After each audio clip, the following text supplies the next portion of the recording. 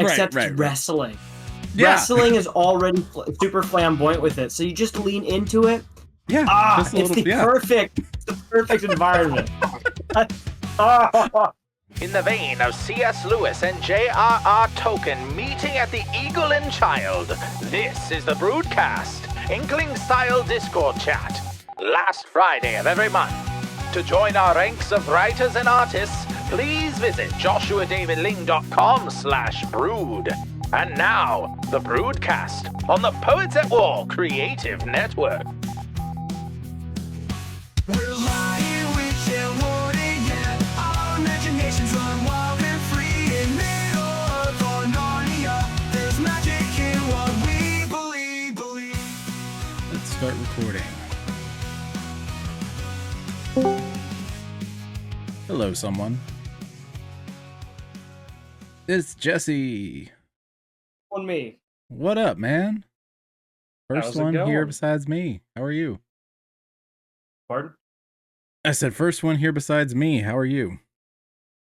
Doing all right. I just sat down. I ran out of tea, much to my chagrin, so I have a hot chocolate instead. Yeah. What's some marshmallows? I have some Cuban rocket fuel. Cafe Bustelo. It's espresso. It's espresso. Anyway. I was like, I've never heard that term before. Maybe it's hard drugs. That's what it is. Basically. Yeah. Yeah. I just need Admittedly. something bad because I had a funeral this morning, worked on for sound, and didn't know the lady too well, but it was, church lady. She was not old either, just cancer. It was pretty sad, but good. Happy that she's with Jesus. And because of that, and we all went, the kids were absolutely bonkers today, acting like it was a whole other Sunday and they could just wreck the house. So, yeah, we're pretty tired after all of that. Got a fair amount done, not as much as I wanted, but close. So, Yeah. I need some Cuban rocket fuel to make it better. That does make it better, I've heard. This morning was funny. So last night, don't set your alarm around midnight because for some reason with iPhones it just doesn't like to work. Interesting. If you do it specifically around midnight, if you do it after midnight, it's probably gonna Like work. 12:02. But if it's like right before, if you do it at like 11:55, it's not working. It's not working. I set my alarm. I wouldn't say early. It was for 7 for this morning. And whenever I woke up, I was like, it is suspiciously bright outside. Right. I was like, I guess daylight savings time. That's great. That's cool and all. Maybe my alarm is about to go off and I woke up right before it. So I'm sitting there and I'm like, no, that can't be right. So I get up and I go to my phone and it says 9 a.m. And I say to myself, there goes the whole day. Like everything, all of it's gone. Right? And I check and my alarm wasn't on. It wasn't set to go off for 7 and I was alarmed. That's messed up. Yeah. Oh goodness. But it is what it is. Yep. Get to it. So how's work been and everything? I heard you had good tactics part 2. Yeah. It was a lot less people than part 1 for sure. I would say the turnout may have been it could be considered discouraging, but then I realized just how much of a blessing it was to not have a billion people show up, because that would have been a pain. Yeah. Because last time in January I got sick halfway through, so the production staff just gone now. So this time around it was more laid back. We had some good speakers there. Jared Longshore. We had Sean Bonet, Gerard Ritchie, Yuri Brito. It was pretty great. Yeah, it was Alex very said it was music really good. centered. Music centered. Yeah, it was very music centric. Yeah, it wasn't originally, but everybody wound up talking about music from the speaker panel the first night, and then all the talks referenced music. Like you could tell. One of the guys didn't have music in his original notes, but all the others just did, just because Right. they just so happened to. Now, two of them were like actual music directors, but it was really fun.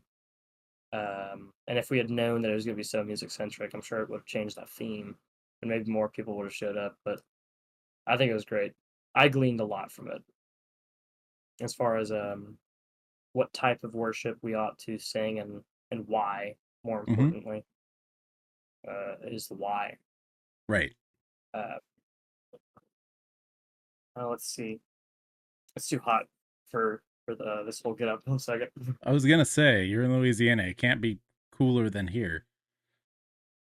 Yeah, and it's I'm trying to like so I just bought this like tweed sport coat Yeah. a Yeah. couple weeks back. The reason I was able to buy it for cheap at a Goodwill was because, it's summer, so people are getting rid of their things that they don't need because they only have a mindset that thinks 2 months ahead in advance.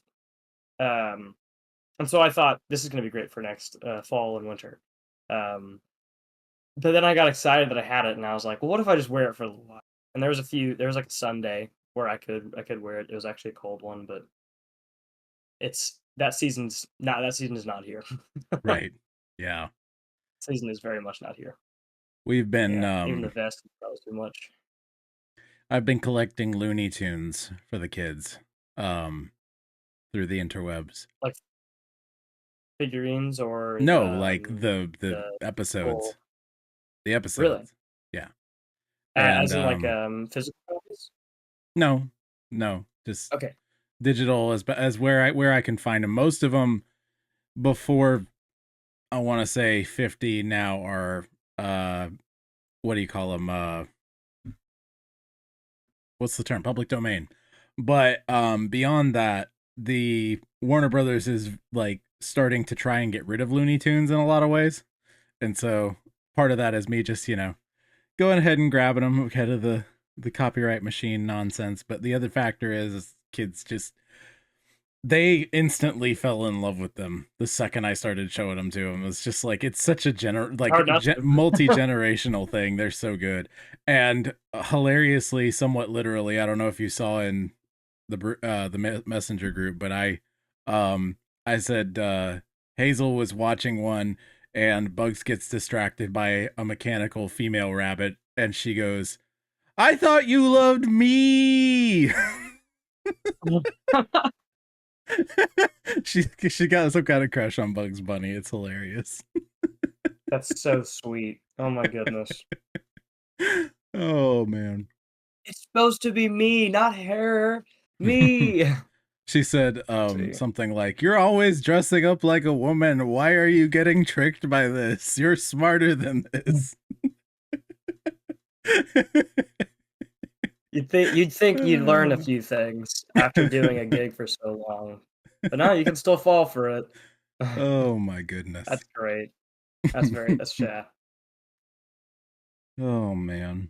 Did you watch a lot of Looney Tunes growing up or no? You're almost to the point where you grew up where they weren't showing them as much, right? Yeah, we didn't. I mean, we didn't really even have cable, so it's not like we would watch Right. them on a regular basis. I Hmm. watched enough of them where I'm familiar with the characters and Right. I love the show, but I don't. It's not like we watch them Yeah. religiously, Yeah. so I don't remember quotes or anything. Right. Right. But if Looney Tunes was on the TV, I probably wouldn't turn it off. Right. Right. Might Yeah. migrate Yeah. migrate towards the television a little more than usual. There was one really good, well, like some of the ones right around World War II are hilarious. They have some really funny World War II gags like integrated. They did one that was phony fables, which basically like doing gags on based on fairy tales, right? Whatever. Like the first one is literally he walks in, Prince walks in to kiss Sleeping Beauty, and instead he just grabs her by the shoulders and starts yelling at her, wake up, you idiot!" She wakes up, whatever, just that kind of thing. And so they had one where they had the goose that lays the golden eggs, and she starts laying like a whole bunch of them, and then dumps them into a bin off screen. And you're like, well, those aren't golden. Did the artist make a mistake or something? As she starts doing it again, the narrator says to her, "Hey, what gives? Those are supposed to be golden eggs." And she goes, not since the war. I had to change tactic or something like that." And it zooms in on the eggs, and it's aluminum. And she's like dumping it into an aluminum bin to help the war effort.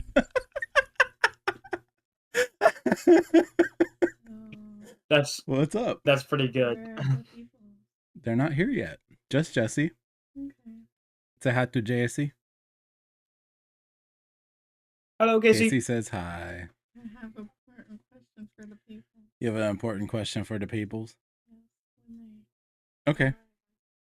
I'll go, "Hey, Casey!" And you can come in. You can show Jesse. You were buying. Can you hear her? Speak up. If you were buying a bag that had 2 cookies in it from like a church bake sale type thing, what is a price you would be like excited to pay? Like, because I'm supposed to like come up with my own price, and I have no idea what to put. So show the cookies. She said for 2 cookies. Well, they don't look 2 cookies per bag from that angle, but they are cream cheese icinged. It's kind of like a smoothie, weird strawberry cool icing. It's delicious. It's the whole inspiration was strawberry lemonade, so they're lemon sugar cookies with strawberry cream cheese icing, and some of them will have sprinkles and some of them won't.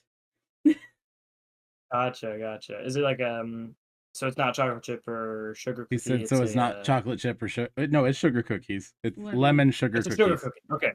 Lemon sugar cookies. Gotcha. Yeah. So for two, are you trying to just? Is it just a random bake sale? And it doesn't matter if you're trying to get above. Random bake sale doesn't matter. It's the fundraiser for American Heritage Girls Troop. Fundraiser for American Heritage. So you're not worried about breaking even with the prices? You're not worried about breaking even with the prices? No. Mm-mm. Okay. Probably $1.50 would have me like, oh, sure. $2 to $1.50. But it's a fundraiser. People show up because they're there to buy. They're there to buy it. $1.50 to $2. Yep. Hello. Oh, there's somebody. Hello. Oh, hey, Carrie. It's Carrie. Hey, I've been fishing. Oh wow. You've been catch anything? Fishing. It sounds like you're still fishing. Yeah. I think I said some of them in the oh man, what you call it? Messenger chat. Oh yeah, I saw one of those earlier. Nice. Oh yeah, I do see that. Yep. Yeah. What even is it? That's a gar, isn't it? I got 2 bass. Yep. It's a decent size. Yeah. How do I do this? Do you eat it? Yes, you eat gar. I don't know these things. Yes. He's from Louisiana. Of course they eat gar. Do you eat it? Yeah. Well, it comes out of the water, he's eating it. Exactly. Well, what happened it comes out of the water, he's eating it. I'm gonna turn it to speaker for a minute just so she can hear. Let me change that real quick. I'm just a girl doing girl stuff, and I'm not You're from perfectly Louisiana, so I don't know these things. Let's see. Where is it? Can't all be perfect. Speakers on TVs. There we go. He said can't all be perfect. True. There we go. Now we're on speaker for a minute.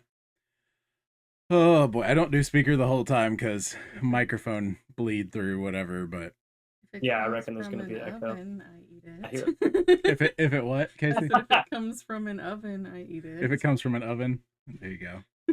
So hey, I'm just saying. Or a campfire. Baked bass is so good. Baked bass is good. You throw some you throw that thing in some aluminum foil, wrap it up in aluminum foil with some oil and some herbal seasoning, and throw some Tony's or slap your mama on there. Woo! Mm-hmm. Well, I should know that. Yep. It's so funny. I told her about you, Carrie, like after I met you, because you are like legitimately the Louisiana version of her brother. Like 100%, like you look like him the whole 9 yards. It's really funny. Oh, that's funny. She's saying, yeah. I mean, Calvin, right? well, him or Bobby. Yeah. So. Well, they look I wasn't expecting to catch a gar tonight, so I got to figure out where to put this thing. in a car. Mm-hmm. One of the most interesting things about Carrie is just how Cajun he is, and It's just true. how obvious it is. Mm-hmm. It's really it's. Oh, hello. Somebody else. Yeah, someone else is here. There we go. There we go. Hello, is this Kareth? Hey, Kareth. Hi. It is. Good to see you. Oh boy, we're starting to How we get some doing, Kareth? people together. Yay. Yes, the crew is My assembling. quality is so bad. Yeah, I don't know what's up And with it looks that. like something smudged on the camera, maybe. Yeah, it could be. Oh no. Yeah, it's a Yeah, little that better. was it. That's better, yeah. Hello, Brendan. Oh, he's muted. We're muted now. Oh. Ooga chugga. Oh, there we I go. think it's just. There we go.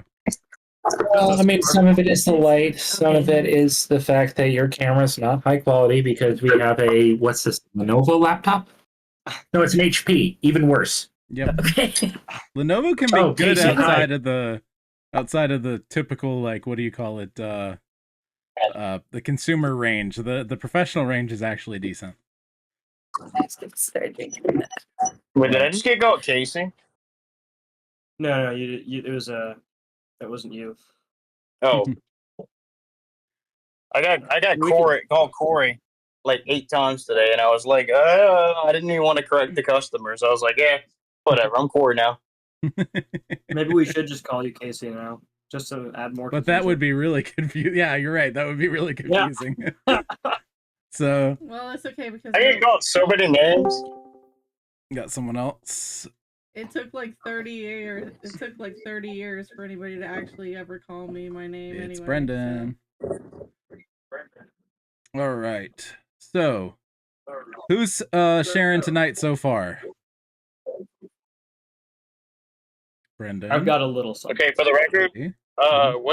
what do we share here? Art of any sort. Your fish counted. You've already shared tonight. You can share again if you want, though. You're ahead of the curve. Okay, so so I was fishing tonight. I caught 2 bass and a gar. Mhm. The gar actually was really funny. It just appeared at the surface of the water, and I was like, "No way, I catch that." I cast it once, and then I reel like for about a half a second, and then my pole just boom. I was like, "What?" So I reeled it in, and apparently, it's very, very hard to catch them with actually a string and a bait. Yeah. So I was super excited, and then the Oop. Oracular. second bass I There it caught. Um, oh, I was trying to get it. It came unstuck, and the second it hit the water from being jerked, I got a bite, and I was like, "Sweet." Very nice. So that's my art for. Yeah. That's your art. I dig it. My art is cookies. Yeah, you see Casey's cookies, people. Come on, let me see. Oh, see so the that means cookies. Casey was ahead of the curve. Casey was ahead of the curve too. Oh yeah, it's $1.50. She says too, they don't that's look for sure. good, but they do. They're tell them about the cookies again. Okay, so it's lemon sugar cookies and strawberry cream cheese icing. Some of them have sprinkles, some of them don't. I was inquiring on if you were buying them from a church bake sale and there was 2 in the bag, how much would you want to pay? We had got a vote for $1.50, and it's a fundraising bake sale, so I don't know if that matters on expectations. You crank it up to $8 just to really meet that quota. Well, Artisanal cookies. we had one in the fall, and I Yes. sold an entire pie with my glass pie pan because I was not smart and didn't put it in something else for like $20. It was really pretty. But I did like do hours of art on it, so you know. Oh gosh. Out art. Yeah, Yep. that counts. And Or somebody asked me for my number and like if I sold baked goods. I was like, I You're like, as a matter of fact, I think I was like now. I think I was so shocked that I said something like stupid, like, well, I could. Because Who's asking? the lady said that her daughter has a lot of like allergies, and so she wanted to know like everything that was in it, and because I use almost no ingredients, I was able to tell her everything that was in it. And so I guess that was impressive to her, and she said, "Oh, well, I'll take down your number because when she comes to town, she'll want some stuff, and I can't just go to a store and buy things for her." So I was like, "Okay, that sounds good for me." if you want to join in tonight, you can also do on your phone if you'd like. I gotta think I have have the to- speaker and not have it in my headphones, so you have to. Yeah, well, I'm gonna have to like sweep and put Hazel to bed and all kind of stuff like Okay. that. Well, if you so want to join in later, go right Great. ahead. Peter is still, doing Peter things. I walked in and he said, "Can you read me a story, Mama?" And I was like, "One story, and then you have to go to bed." Okay. 5 minutes later, "I'm scared." "No, you're not. Go to sleep." Typical kids. Yeah, but I could be. Oh my goodness. All right, let me You got see. anybody else slotted Hey to join us Jesse, for the night? What's up? is it raining over there? Bro, it looks rough I don't. right now. It does. It's not raining. It But looks it like looks like it there's wants to. about to be a torrential downpour. Oh, me and Bobby had that a couple days ago. It looks like it's about to. It looks like. Yeah, it's definitely about to. I can see rain bands Oh off in yeah. the distance. He called You me. know, And said, those "Can you clouds pick do me not up? look I'm in the happy. rain." And I'm like, "What rain?" Yeah. Glad I stopped fishing when I did.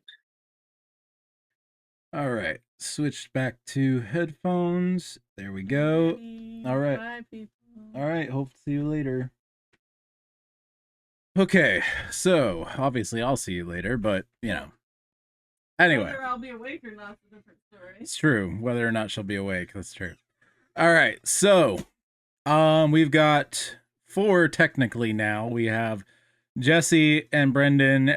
Joel is sharing via me tonight. He's got something going on, and I will be sharing as well. We'll see who else shows up as the night goes on. And who wants to go first? Anybody? Well, what I'm sharing isn't particular. It's not a lot. It was just something I literally did this morning. I my work day is starting, which was a late start to the day, and I pulled up my X account just to see if anything had happened, and I saw Doug TeNapel had posted something. He's got an art show going on in Idaho right now, and Mm-hmm. he had there was a video posted of his pose, how he like draws. Let's see. I don't think I can get a picture of that, but it was really funny because he said, "I clearly have a cartoon posture." And he encouraged his audience, like anybody, to draw his pose. And so I decided I actually would. And considering it's a style that I've never really done before, I did a little something. I like the arms because his arms feel that long even if they're not, like compared to his Oh body. yeah. Oh, standing next to the man, you're very intimidated by just how tall he actually is. He easily had like 2.5 heads on I'm me. intimidated by Like, his the height when whole I'm sitting time- down. The whole time When you're, he's you're sitting down, standing excuse next to him, you're just. Yeah. And the thing is, his pose where he actually has that kind of posture where it looks like he's leaning back. And I think Mhm. that's because he's not trying to intimidate people as much. Because if he does that, you don't have to crane your neck as much to look directly up at him. Instead, Right. you can just look up, but at him. Right. Yep. So it Though was just something I've done. I don't draw nearly enough, and I figured that counts as something. Yeah, definitely. Good work on that. So, I suppose I can get to Joel. Does anyone else have anything else they want to talk about before we get to that, or no? Nothing. Okay. All right.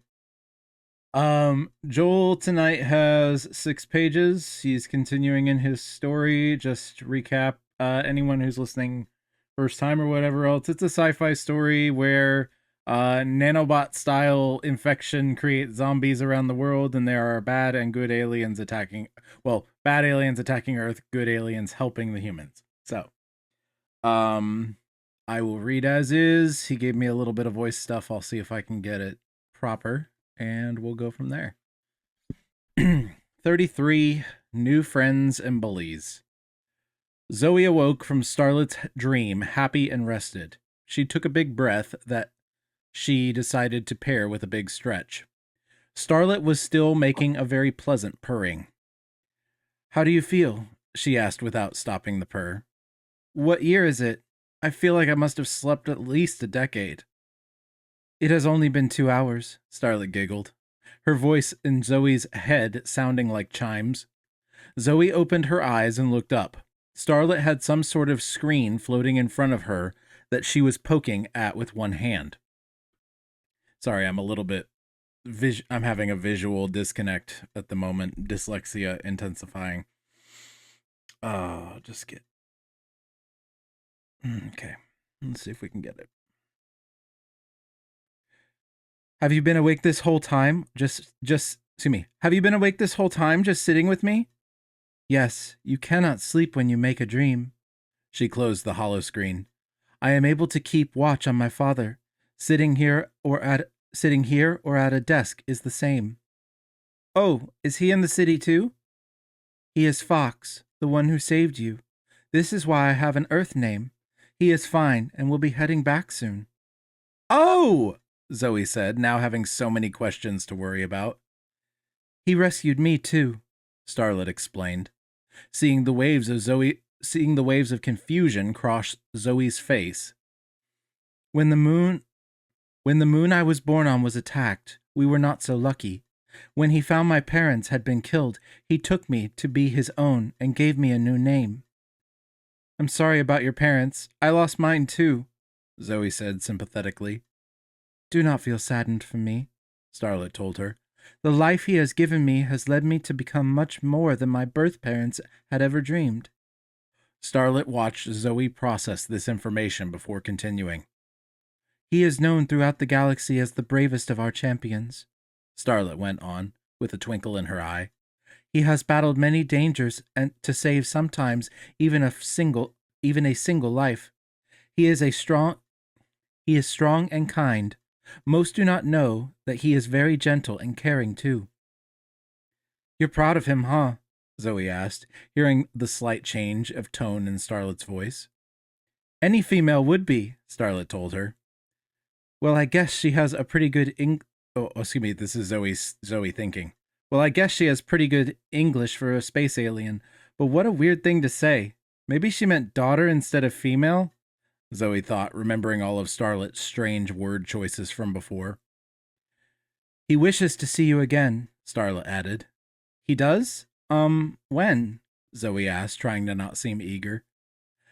"We can go get some food. We might run into him in the dining hall." Zoe found the bag of things left for her that included toiletries and hurried to freshen up in the bathroom. She changed from the scrubs to the uniform, decided she liked its fit better, and brushed her teeth. She messed with her hair for a few seconds to make herself presentable. Then they headed down the hall to get some food. They made their way through the hangar. They saw 2 dark-colored Astari sitting in some it says sitting on some creates. I think it's supposed to be crates. Watching a hollow screen. That is Ripper and Tally. They are mech pilots. They are agitated and must sit around waiting for dark. Usually they are in the first wave. They are kind of gruff, Starlet told Zoe as they approached the Astari females. Ripper was dark blue and 7.5 feet tall. Tally was even taller at 8 feet and a dark purple. Both were muscular. They were loading magazines 2 at a time and stacking them in a large crate. I did not know humans came in bright red, Ripper said. Little Blue, where did he come from? I think it is a female, Tally corrected. Oh man, why is my reading not working well? Oh, Ripper sniffed. Yeah, I smell the difference. Hey, human, do males like bright hair? Most do, Zoe said, getting uncomfortable. What? Okay. I'm sorry, I'm having a hard time tonight. It's just being tired.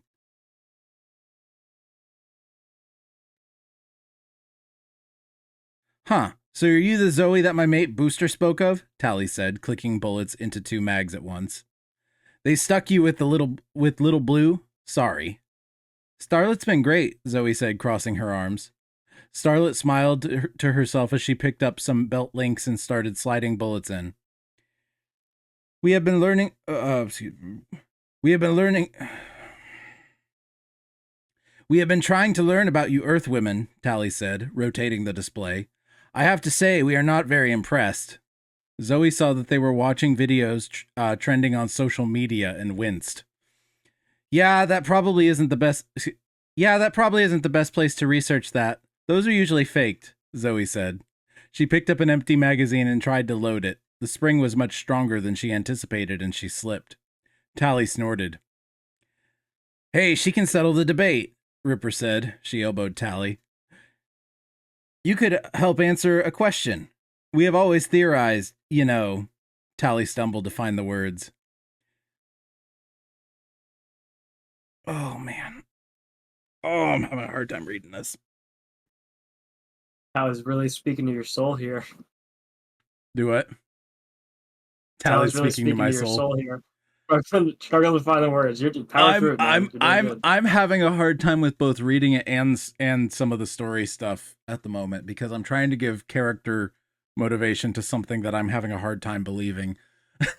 to be fully frank. But that's me. And I'm just trying to get it across for him before I give any feedback, but it's hard.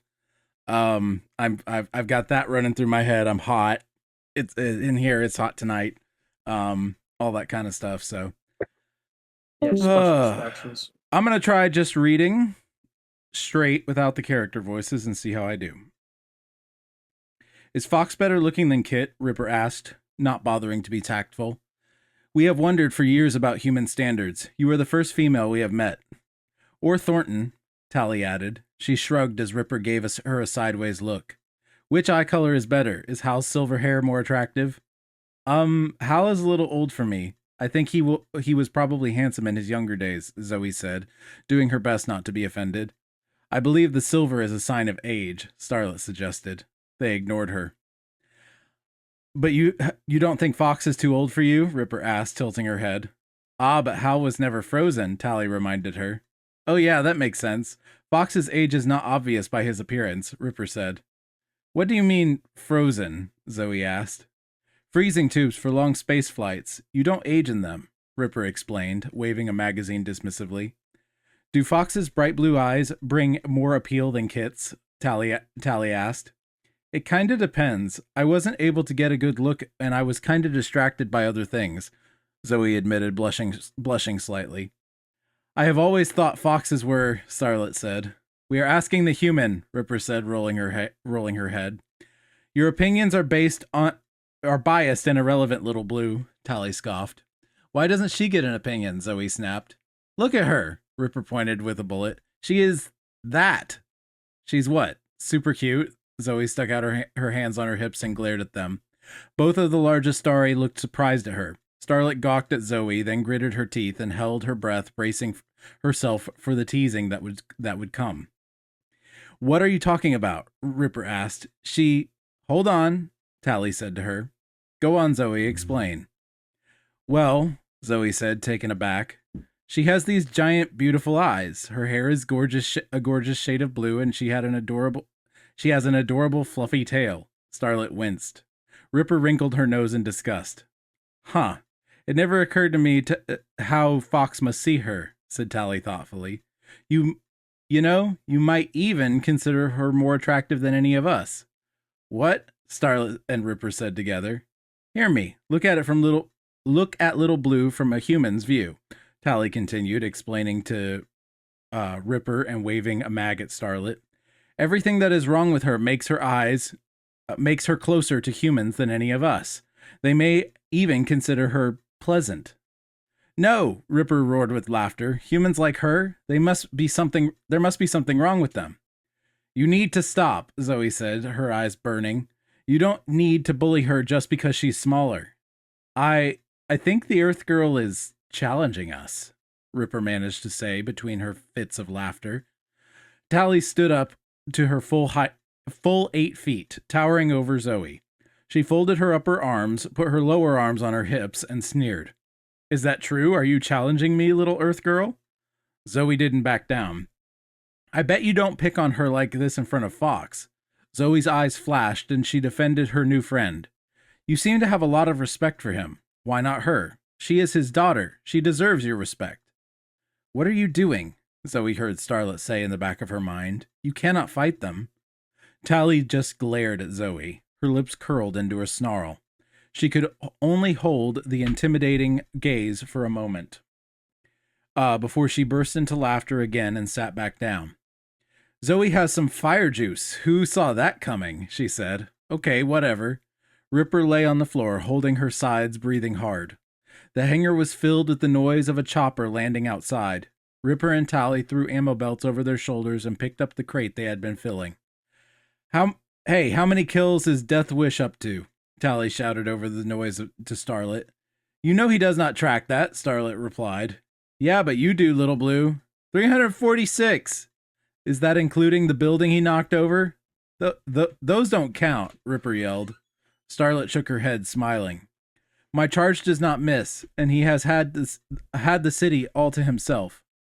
Quarkin relics, we are never going to catch up, Ripper complained as they sprinted to the chopper and loaded the crates. Zoe spotted Fox. Lost it.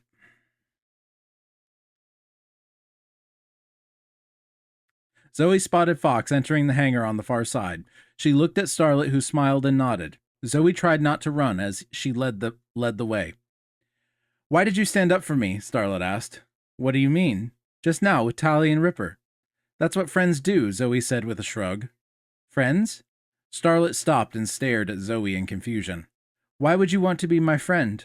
You just met me. You know nothing of me. Zoe thought about the conversation that had just happened. Little Blue isn't an insult, is it? Starlet nodded and looked away. Zoe continued. Does their kind not like your kind? Zoe, I am not a kind. I am the only one. I am a half-blood, a mutation, a mistake. Starlet confessed, looking at her feet. You must be so lonely. You have never had a friend, have you? Zoe asked, putting her hand on Starlet's shoulder. Well, you have one now. Zoe, look, you are so kind. You took care of me all day. You helped Fox save me from the hospital. Your talking to me kept me calm. Then you saved me from the nightmares. This is just my job, my duty. You do not have to be my friend because you feel sorry for me. Her tail thrashed back and forth. What if I do not know how to be a friend? What if I am not who I think I am? So, doesn't matter. You're stuck with me now, Zoe said, giving Starlet a big hug before heading off to Fox. Starlet stopped Zoe again as they were making their way around to the back of the ship. They could hear Fox and Kira arguing. Peeking around the corner of the ship, Zoe saw Fox was a little soft. Should be with, not was. Zoe saw Fox with a little girl laying limp in his arms. Starlet pulled Zoe back. Look at her scan, Fox was saying in the Astari language. That thing is barely touching her.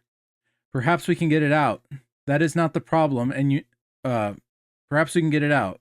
That is not the problem, and you know it. You know what happens, Kira replied, making sure not to use English. See, she's young. We've never tried on a child and never on a human. She might have a better chance. What happened to the little girl? Zoe asked Starlet. She has a hostile nanite and tried to corrupt her like the others. Zoe could feel Starlet's sadness as she explained. Hers is defective, and it failed to kill her. She is still alive and even awake, trapped in her own body. How awful. Can you get it out? That is what they are arguing about. Maybe, but no one has survived past a month. You know how bad your nightmares are? Yeah. Theirs were worse, and they were memories. There was no escape even when awake. That is why we stopped trying to save ones like that. Fox, we said no more of this, Kira pleaded. I agreed for your kind, not mine, Fox snapped back. He looked into the little girl's eyes and brushed her hair back. When he continued, there was determination in his voice. 30 more years, Kira. Kimaralta. It's gibberish there that I can't quite say. I'm guessing that's language, alien language. Save her and you can have me for 30 more years. Why must you put me in this position? Kira's yells filled the hangar, sounding like a snarling beast. Now I must choose between the monster that orders you to kill her or the villain that enslaves you to free her life. She will destroy herself anyway, and you will be stuck with us for nothing and hate me. It does not matter. It does not matter, Zakaz said, coming up behind Kira. We don't have any more spare bugs to do the surgery. She can have mine, Fox said without hesitation. That is the second time today that you have given away your bugs. Were you hoarding them for Earth? Kira asked, pointing an accusing finger with one hand and waving towards the city with another. Her lower two hands stayed planted firmly on her hips. Fine. If you want to bargain, we will bargain with your nanites. Zakaz will take 50 from you. After he purges them, she can have 5. The rest of the ships, the rest go to the ship's stores. Kira stormed off, yelling over her shoulder. You might as well stay on Earth and adopt her too. She rounded the ship and stopped, surprised to find Starlet and Zoe. You cannot have him now. He has found another new pathetic thing that needs his love, Kira said, pushing past them. She only took a few steps before stopping and turning around. I am so sorry. I did not mean that. It was very cruel. Zoe, you should go help him. We must look like horrible monsters to that poor little thing. Someone will need to hold her as Zakaz removes some of Fox's nanites. It will probably be better if it was a human. She is going to need all the comfort we can give her. I really do hope she makes it. Zoe nodded and ran to follow Fox. Kira sat down on a crate and buried her face in her hands. Starlet hesitated, unsure whether to follow Zoe or stay. I am so sorry, Starlet, Kira continued, her voice crackling with sadness. Why does he now hate me? He does not hate you, Starlet answered, eyes wide with shock. He looks at me with such fire in his eyes, as if he thinks I put that thing in her head. I only feel anger from him. For weeks it has been so. It is so strong I want to disconnect. I don't want her to suffer any more than he does. I do not want any of these humans to die. Starlet started to put her hand on Kira's shoulder, then pulled back. That fire used to scare me. Now I know why we need him. Why you and I love him. It is his passion to save lives. You are the captain. You must see the big picture. He only sees the life in front of him. He must do all that he can to save it. He can do nothing else. You are the only one he has ever needed to save. He needs you. You are his rock. You are the rock that his storm can safely crash into. He knows you will stop him from going too far. No, he saved me on Tarnet's moon, Kira said, wiping her eyes. He remembers it the other way around. If it was not for him, I would have gotten on the other shuttle, said Kira, confused. If it was not for you, he would not have gotten on either, Starlet said in a voice that was both soft and firm. He does not now matter. He will he will not choose us. She is taking him from us and does not even know it. How can we trust her? She is the Earth Girl of nightmares. No, that is another. Okay, that's the end of his reading. He does have a couple questions specifically. He said, Starlet is trying to gently nudge Zoe to like Fox, but she's awkward at it. Does it come off that way? That's the first question. Do you guys have thoughts on the first question? We'll get through his questions, then general feedback. Define like. I don't know. Then I'm not sure how to answer that. Then. Brendan, you're on mute or deafen. Maybe it's yourself me. and you need to deafen yourself. Hang on. Let me swing around. Hello, Okay. Can you hear me? Yes, I can hear you. Okay. So if by like you mean think is cool, yes. If by like you mean romantic involvement, no. Okay. But not because like I mean like you could read into it, but it's supposed, but like in terms of gentle, she's being very gentle. Also, it's all kind of being overpowered by the fact that the interactions that were read were the bullying of Starlet by the big thing, and then the argument between Fox and Kira, Right. or whatever her name is. Yeah. Right? Those were the two big things that were kind of dominating the passage. So there wasn't a lot of room for gentle nudging toward liking in a romantic sense. Right.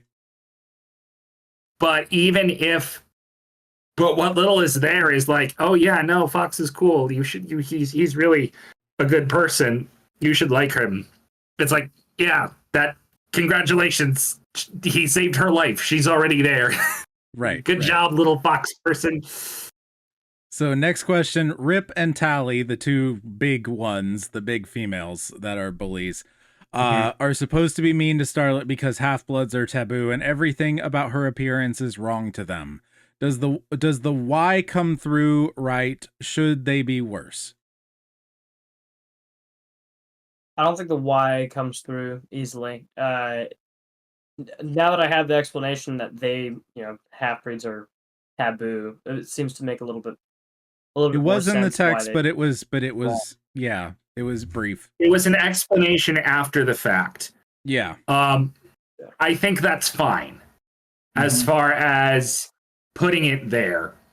I think the fact that they were like, you have to be an intelligent reader because like they were talking about image and they kept talking about image. Yeah. Right. And so to that end, I think it works, but you have to be an intelligent reader to get that. Well, here's my biggest issue with that specifically, and this is connected to the question. I think that a female reading these admittedly alien females are going to feel it as wrong. So much so that we're not getting some kind of inner monologue from Zoe about how weird and obsessed they are with image feels off to me. Now, I'm not a female. I don't know that for sure, but there was just a lot of like male centric thinking happening with these alien females, at least from a human perspective. Right. And so it was all about. Yeah. Go ahead, Jesse. It was all about attraction. And it's like, I don't think aliens would have the same category of attraction for us. And these all seem to be fitting more human standards. Well, no, but they were asking about a human male's attraction. Right. So the entire paradigm was them trying to understand a human male, not right. I agree. What do we think?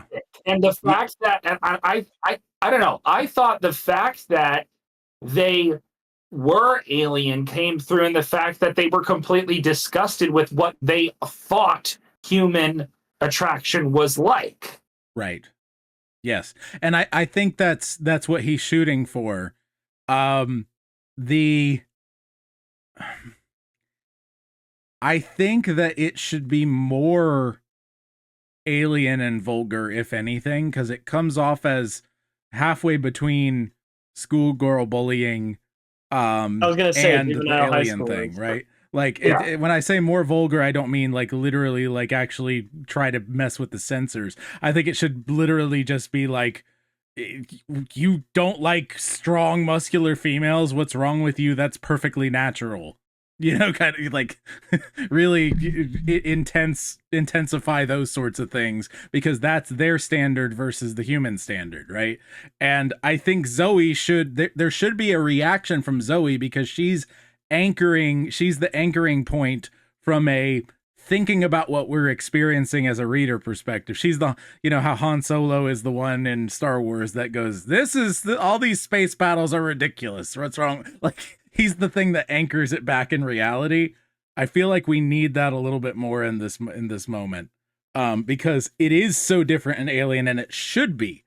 I think it should be, but it came off as halfway between, and like Zoe's dealing with it more as a it appears outwardly Zoe's dealing with it more of as a, okay, if I'm just talking to regular people, regular humans, and answering it, you know, like answering them like they're humans, and it just feels, yeah. So anyway, Yeah.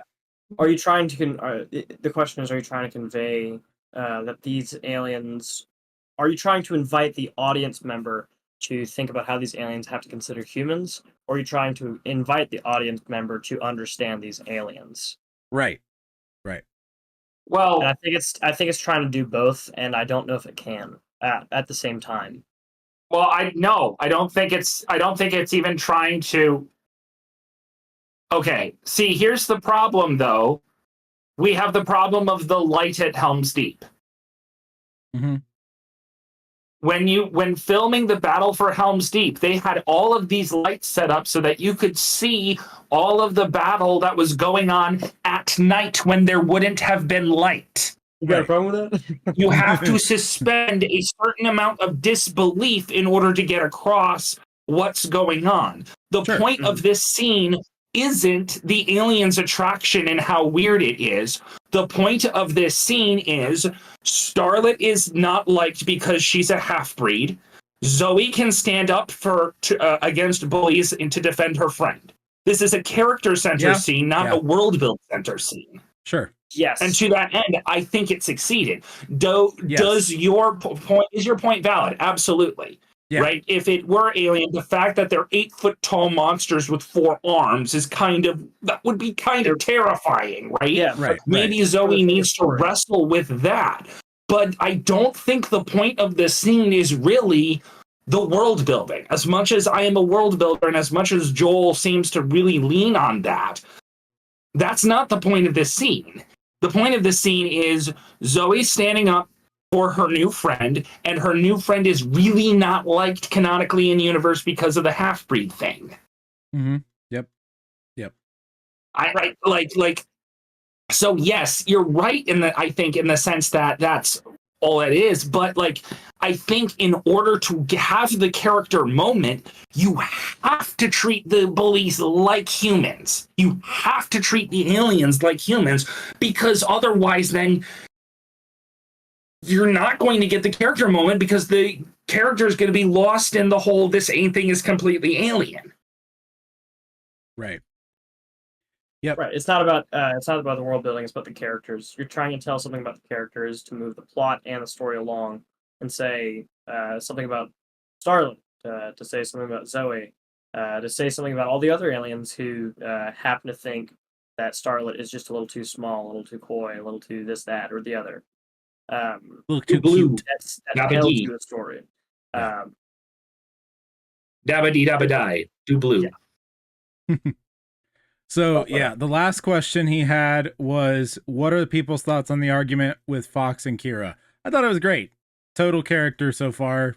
Made total sense to me. I thought it was well done. I like that Kira snaps but then is regretting everything. Like, it all fits. I think that was the best part to me. I thought that was very consistent with the characters. Yeah, I didn't. I'm not too familiar with the bully characters as much, so that was kind of new to me. I didn't know what to think about it, and I didn't think it was consistent with how the other characters are acted. But then I realized these are probably characters I'm not too privy to. Right. Hello, So, Braden. How are you, man? I agree. Hey, Braden. Hello.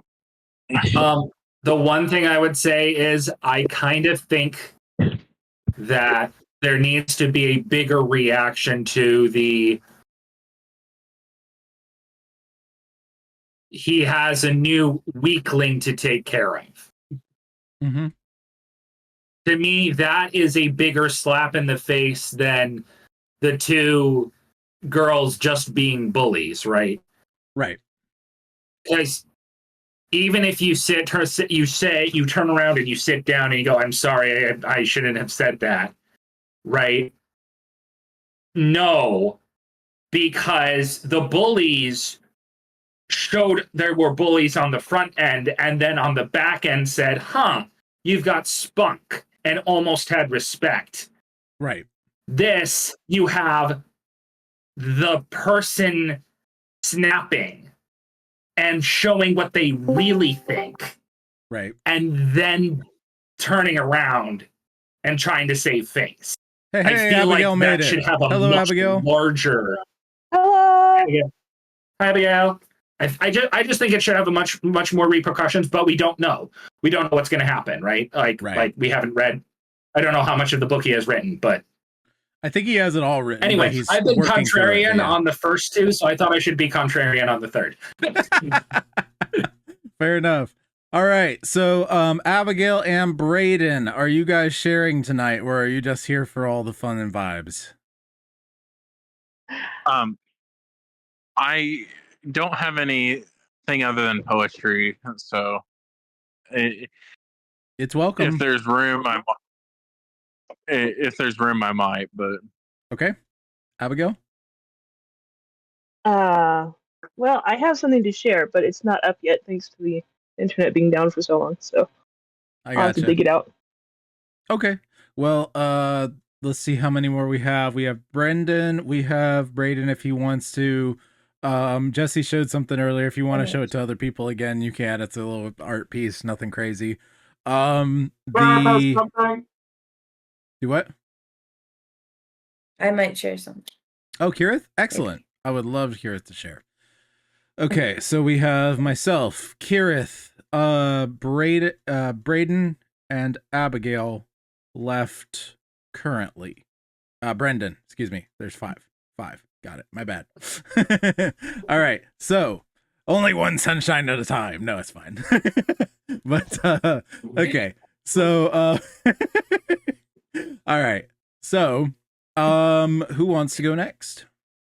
Thoughts, anyone? Or shall I pick somebody? Brendan, you want to go ahead? You've been here. I can go. Go for it.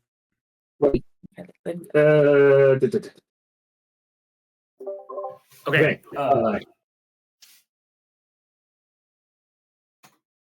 Avoiding feedback. All right. We are in the same room. It'll cause feedback. Let's not do that. So last time I shared the intro to some characters from a webcomic that I had thought about making. I am now going to share the only other scene that I have actually written. Well, no, one of two other scenes I've actually written. And I've got, and so, yeah, this is also going to be Simon-centric. I don't really have any Alexandra-centric scenes yet. I need to write some, and I need to make sure that they don't, that they pass whatever that test is to have the girl not just be a Bechtel thing for the male character. Whatever that test is called. Bechtel. But no. That's the sexy lampshade test. I will take your word for it. I'm pretty sure there was a name for it, but I can't remember it's what Bechtel. it was. I said it like 3 times. Bechtel. Oh, it's Bechdel? Okay, Bechdel. Sorry. No, the Bechdel test is if there's 2 or more female characters who discuss something other than men. That's all the Bechdel test is. Oh. Well, either The way. sexy lampshade test is when it's like the sexy lamp in the Christmas Story, that movie. Yes. But yeah, sorry, go ahead. Anyway, so the background for the scene I'm about to read. Simon and Alexandra travel to a village. It's a mining village, very similar to the mine in Castle in the Sky movie by Studio Ghibli.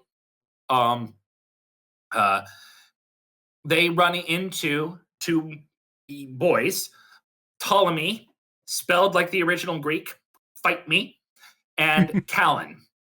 They are brothers, though anybody with 2 gray cells rubbed together could probably figure out they're not brothers. They were both orphans, and they grew up together. They get roped into Simon and Alexandra's shenanigans when an Inquisitor shows up trying to track them down. Simon and Alexandra escape into the mines with Callan and Ptolemy. And there are some shenanigans that happen during the mines, and eventually the Inquisitor finds them, knocks out Callan, is about to at this point the Inquisitor is about to basically kill Alexandra with a magic spell when, and by the way, the Inquisitor's name is simply Black in this. Inquisitor Black. Okay. Subtle as a box of rocks. I know, but work with me here. Once again, because this was webcomic form originally, prose is not. So yeah, just bear that in mind. Black raises his hand when Simon leaps in the way. Simon yells, "I exercise my right to trial by combat." Silence for what felt to Alexandra like an eternity. The black-cloaked Inquisitor just stood there. Finally, the Inquisitor breaks the silence. Really? Simon, according to the Mages Guild, any dispute between 2 members may be resolved by combat should the crime consist of a violent act in accordance to making equivalent restitution. Simon's words seemed confident, but measured carefully so his opponent would hear. The Inquisitor snarled, "I know what the law says, witch slave." Simon, still unproven, but never mind that. "Since the crime against me is consorting with a witch and assault of a senior member, I wish to invoke my right to trial by combat." The Inquisitor raised an eyebrow. "I don't believe you're technically a part of the Mages Guild since you failed out of the academy." Simon, when discussing my name, Professor provided me with a leave of absence to take up to 2 years to develop my casting ability. We are just at the end of the 2nd year, so as such, I am not technically expelled yet. The Inquisitor, and I have the authority to reject such a challenge. His cold eyes stare at Simon. To Simon's surprise, the man lowers his hand. "But you got guts, and I appreciate anyone who will stand up for himself. I accept your challenge." The Inquisitor steps back. The chains fall from Alexandra and Callan. "Parameters?" Simon, "No weapon limit, 3 spells." Simon spoke without hesitation. The Inquisitor nodded. "Acceptable. We fight either to the death or concede." Simon says, "If I win, you break off your chase." "Of course. And if I win, you will be subjected to my judgment." The Inquisitor's voice was calm, but the words still sent a shiver down Alexandria's spine. "May I have a moment to speak with my friends?" The Inquisitor's cold eyes flared with anger, but then he smirked. "You have 1 minute, starting now." He turned his back, striding into the middle of the room. Simon quickly goes back to Alexandra. "Simon, after I cast my 2nd spell, get Callan and Ptolemy out of here." Simon spoke quietly, with using the sound of him pulling her to her feet to cover his voice. "What about you?" Alexandra's concern was evident. She didn't want Simon to get hurt even more on account of her. "Don't worry about me. You need to get out of here." Simon pulled out a piece of paper and some charcoal, quickly adding lines to an already made circle. "No," Alexandra's defiance flared in her eyes. "I'm not going to leave you, not after all you've done." Simon glanced over his shoulder, checking the Inquisitor, who was marking out a large circle on the ground. "Callan got hurt because of us. By all rights, they should not be involved. And now that the Inquisition is after us, we have no idea what will happen to them. Alexandra racked her mind trying to find a solution, some way to help. I have to help you. Time's up. The Inquisitor's voice cuts their conversation short. Simon looked at her. You can't interfere with the duel, otherwise it's no longer binding, and he's free and he has free reign to run us down. Trust me, I won't be going down that easily. With those final words, he turns and strides toward the Inquisitor. Alexandra is still trying to think of something to do when she glanced over at Callan. He is stirring, blood still trickling from his head wound. She sighs in frustration and moves over to help him. Okay, before I keep going, I want to pose this question. The question that I'm worried about is, do the back and forth of the Inquisitor's move versus versus what Simon does to counter, does that flow and is it dramatic? Like, does it make sense? Anyway. Yes, absolutely. So, I'd say so. Hold on. Wait. I'm not done. Okay. Because now we get the actual fight. Simon returns to the center of a room. A large circle has been drawn on the floor of the room. Black. I took the liberty of providing the boundaries. I take it you have no objection. Simon looks around. Nope, this seems good to me. Black. Excellent. Then we begin when the coin hits the ground. Black flips the coin to Ptolemy, who is off to the side. He catches it. You toss the coin. Ptolemy looks at Simon concerned. Simon. It's all right, Ptolemy. Do it. The coin is flipped. Simon, thinking to himself. He knows I can't spontaneously cast, so the first move he will make is a defensive one. Black, also thinking. So he's going to test my defense and then bring out his counter to even the playing field. He doesn't have the ability to make spells on the fly. Simon, thinking. These are like meant to be like leading one to the other to show that they're like on the same wavelength. Yeah. So I have to make the most of my spells and try to attack where he's weaker. However, Black, the Inquisition has the best sword trainers at its disposal. You know this, Simon. You can't rely on sword alone. The coin hits the floor. Black raises his hand to cast a spell and calls stop. Stop spell. Simon tries to use his cloak to intercept the spell. In universe, mages have clothes that protect them from spells because it would be really stupid if they didn't. Not feeling the spell connect, he thinks he's safe. Black charges him. Simon tries to draw his sword, but then realizes why he didn't feel the spell connect. His sword was the target of the spell, not him, so he can't draw it. Desperately, Simon ducks, using the motion to draw a line on the inside of his shoe, completing a magic circle. He chants control swift accelerate, and suddenly he's on the other side of the circle, pulling out a piece of paper. He moves quickly, though. Basically, he made him run super fast. He can now run super fast. He can't do anything else, just run incredibly quickly, and that's important. He pulls out another spell. Black turns, leaping at him, trying not to let him have a moment to breathe, but Simon is too fast. He removes the scabbard from his belt and parries. He's now fighting with the sword still in his sheath. Black, however, wants to end the fight as soon as he can. He reaches out to try to grab Simon's sword, but Simon skirts around behind him using his speed and tries to hit him. Black isn't a fool and parries the blow. Simon backs up, but Black follows, trying not to give him room to cast. However, Simon again just darts to the other side, using his speed, and rubs a piece of cloth over the metal end of his scabbard, casting a quick spell to make the metal tip as hard as diamond and sharp. The Inquisitor reaches out his spell and tries to cast a spell to break the sword. But Simon counters by going on the assault, dashing forward and dragging his sword along the ground, moving in an arc and flicking a rock up into Black's face. He brings his sword up to parry, but Simon came up short, tossing the rocks up and causing his spell to hit the rocks instead. So the rocks shatter instead of Simon's sword. This continues. There is a rhythm of Simon darting around, dragging his sword along the ground while he does, and and basically trying to stab Black with the sharp end of his scabbard. In the meantime, Alexandra has healed Callan, and after a brief bit of dialogue that I haven't written yet, they get up and start trying to climb out of the mine where they are. Like there's in this big underground cavern complex. They start trying to leave. Eventually, Black and Simon lock blades, and Black hits Simon with his hand, casting a dispel spell. All of Simon's spells are dispelled, but so is the binding on his sword. So Simon draws his sword, and they continue to fight.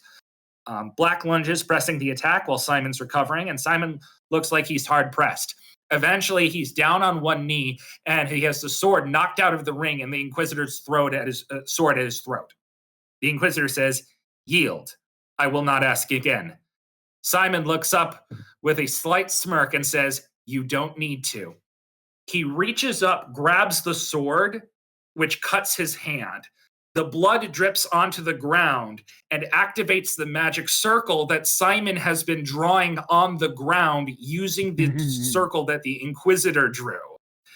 He says, "By the chains of the earth may you be bound," and leaps out of the circle as the chains bind the Inquisitor and drops him into the center. Simon apologizes to the Inquisitor and says he will be yielding. Oh, you cut out. You cut out on like the last sentence. Simon apologizes to the Inquisitor and says, and with that he joins Alexandra. What? It did it again. It cut out. You went like Simon apologizes and says to the Inquisitor. Yep. And says he will not be yielding. Gotcha. And Okay, then joins Alexandra, Callan, and Ptolemy, and they leave. Got it. That's it. We got it. Dude, that is a fantastic, fun fight scene. I'm loving it. That was very dynamic. I mean, obviously, it's not. You're not saying it out loud because it's written to be appealing to a reader. This is supposed to be a visual comic. Yeah. But I was like, in my head, I was thinking, how would this actually be drawn and everything? And I was just having fun with like what the compositions of those shots would look like. And it was fun. It invited. Speaking of comic strips, somebody posted something in the Brood with a comic strip. It invites you to imagine it, and I like that. Mm-hmm. Michael Bush. Yep. Well, other thoughts for Brendan? Yeah, I'll say I really, really liked it. I was just vibing with the fight overall. Like honestly, yeah, him using the super speed spell to make complete a circle was clever. I was wondering, why is there like some type of healing spell that makes wounds on hands just go away that he has access to? Okay. I mean, not really. Like hypothetically, yes, but the one of the things that I was struggling with is that so Simon can't spontaneously cast spells. He has to be able to he has to have pre-made spells to begin with, whereas the Inquisitor can just do whatever he wants whenever he wants. So I have to figure out, okay, how do I drag this out in a believable way? Right. And I'm not saying that there is no healing, but one of the parameters of the rules of the duel was you only get 3 spells. Right. Like if you do more, you automatically forfeit, and it's no longer a duel to the yield or concede. It's okay, you are now judged by the Inquisition. Bye. This is Simon attempting to get out from under that. So even if he could cast a healing spell, he probably wouldn't, because yeah. I wasn't asking for the sake of the fight, rather for the aftermath. This is something that happens in all sorts of stories, and it's common in it where you get a character gets like their hand cut open, and it's dramatic. It makes the audience wince. The thing about a hand wound is that it's really rather permanent. Yeah. That was literally just I was curious about that. He's probably going. Well, that's the thing. I don't know. He's going to have a scar. He's going to have something going on, but like I don't want to say there's no magical healing, but I might severely limit it, because if there's magical, then theoretically there would like never be diseases ever. You could make it work at a much slower rate. Yeah. And and the other thing is that I couldn't make that work, because the like political thing behind the world is that the magical country is the evil empire, and so they could make it, everyone who is a part of the empire and who is a good empire citizen gets the prosperity of the empire. Like, I could make that work, but I also don't think that healing is necessarily demonic. So right. I still need to work that out, but my general inclination is that healing magic is slow. It is slow. It speeds up healing, and it might make it so that you can actually like do stuff. But at a certain point, like there's one point where spoiler alert, Simon loses his arm. Oh, fun. And he doesn't just regrow it back. Spoilers. Yeah, exactly. I know.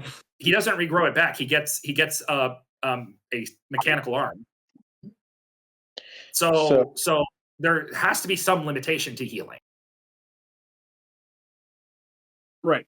I guess my question was less of a world building one, although it's good to have those categories too, because that will play into plot later on.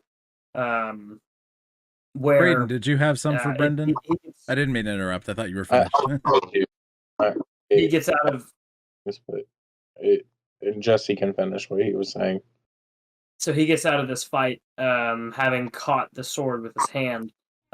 Maybe there's like a repercussion for that. Maybe it wasn't too deep of a cut and he gets through it just fine, or he that winds up being like a hindrance to him later on. In order for him to survive this fight, kind of like Frodo, he gets stabbed on Weathertop and he gets stabbed in Mines of Moria, and that carries through his life. It doesn't really have immediate, doesn't have changes later on for the sake of the plot, but it does for the sake of the story, for the sake of his character growth in particular. Maybe maybe they're like, oh, we need you to I don't know, be a keyboard. We need you to do a keyboard challenge. Play piano. Right? No! Like you can't do that. Yeah, piano, right? You can't really play piano with a hand wound. Something like that could in some way, and it doesn't have to, but it could in some way play later on. Or like Doctor Strange. That's a perfect example. Doctor Strange gets in a car accident, can't use his hands. He's a surgeon. Now he's no longer a surgeon. So that doesn't have to be something you go into, but it's just I don't really want this to be super impactful for the story, but I will think about it. Like, maybe the scar's there to remind him. Right. Maybe the scar, maybe the magical healing makes it so that he gets, because I'm thinking Alexandra would have some form of magical healing, being that she's like witch is short for witch doctor. She's a doctor of some kind. Maybe she has something that can get like salve to make it so that it's still hurt. The wound is still there. The scar is going to be there, but he can do all of his finger dexterity basically that he needs to for whatever reason, or something. I don't know. Right, and maybe that's definitely something the Inquisition. Whenever the Inquisition, they forge their swords or they enchant them somehow or something along those lines, where if it does hit you, even if you escape, they can use it to mark you. And it goes through. If you have, I don't know, some spell for to change your appearance, the scar still shows through. I smell collaboration needed. Jesse's talking a lot about this. He has lots of feelings. Collaboration needed. Collaboration required. Y'all have a lot to talk about here. Just saying. It's just some thoughts. I want to see where you're going with it. Brayden wanted to say something, so I'll let him do that. I'm sorry. Yeah, it's okay. I have a question. What type of swords what type of swords are they using? So I imagined Simon using a hold on. A sort of kind of like a basket hilted broadsword. Oh yeah. They're sort of more on the. They're not rapiers, No, right? I'm familiar. Yeah. But it's so they're not primarily thrusting, but they we're talking relatively lighter one-handed weapons, right? Like not not short per se, but decent one-handed weapons. Yeah. So the reason I ask, have you heard of the term half sorting before? Oh, of course I've heard of half sorting. I've studied medieval longsword. Okay. So the only thing it doesn't apply to is an actual 1 inch to 1.5 inch rapier, because they're basically razor blades. So completely up to you, but him just catching the blade likely would not, especially if he's wearing any type of gloves, likely would not actually cut him. It would have to have a drawing motion involved in there for the cut to actually happen. Yeah, I was actually kind of aware of that a little bit, but yeah, we'll iron that out when I actually draw the scene. Yeah. Maybe he doesn't have gloves, maybe he does.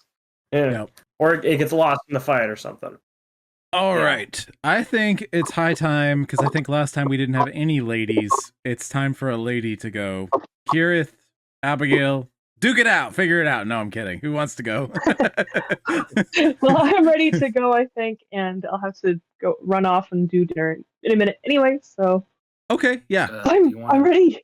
Unless Kirith is. Again. No, she was nodding. Go ahead. Okay. All right, so I'm gonna try to be. I'm sorry. I'm working on a novella, length, kind of adventure, comedy, fantasy, and it's a magical world, but no magic is gonna have any effect in the story. So I'm gonna tell you the quick synopsis, and I need help figuring out how to tie all of the different bits together at the end so it's satisfying. Okay. So this is it's high Middle Ages, very romanticized and everything. There's a couple of young knights who are they've just been made knights, and during a grand festival and at the royal city, there are tournaments and masquerade balls and everything like that. And they meet two young ladies who are wards of the throne, which is going to be the title of the book, because it has multiple implications, and I really like it. These two young ladies are they're both rich. Well, wait a minute. One of them might not be. Never mind. But there's masquerade balls and stuff, and they meet and they fall in love and stuff like that. So complications are that I have the bad guy, who's temporarily called Baron Stalkermeister.